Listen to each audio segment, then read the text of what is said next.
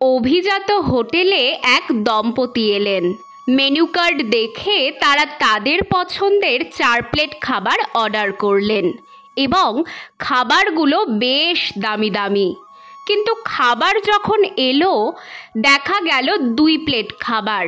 তারা ওই 2 প্লেট খাবারই খেলেন, অন্য 2 প্লেট খেলেন না, পার্সেল করে বাড়িতেও নিয়ে গেলেন না। জার্মানির এক অভিজাত হোটেলে বসে একটি মেয়ে লক্ষ্য করছিল ঘটনাটি। সে ভাবল হয়তো ফিরে যাবার সময় পার্সেল করে বাড়ি নিয়ে যাবেন তারা, আপনজন কেউ ওয়েট করছেন হয়তো, অথবা বাড়িতে সন্তান রয়েছে তার জন্যই খাবারগুলো নিয়ে যাবে। যখন তারা খেয়ে দিয়ে বেরিয়ে গেলেন দেখা গেল ওই দম্পতি 4 প্লেট খাবারের দামই দিয়ে গেলেন। কিন্তু আশ্চর্যের বিষয়, তারা 2 প্লেট খাবার হাতে করে নিয়ে গেলেন না, হোটেলে কাউকে দিয়েও গেলেন না ডেকে। মেয়েটি খুব অবাক হলো, ব্যাপারটা কি? টাকা দিলেন 4 প্লেটের আর খেলেন 2 প্লেট, আবার খাবারও নিলেন না, কি অদ্ভুত ব্যাপার রে বাবা।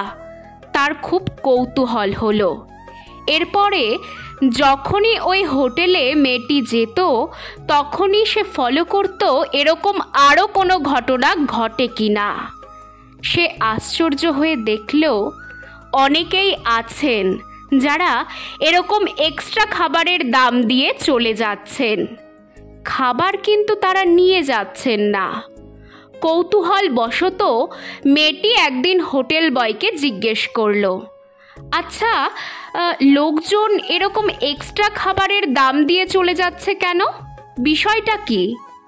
হোটেল বয়টি যা জানালো তা শুনে মেয়েটি তাজ্জব।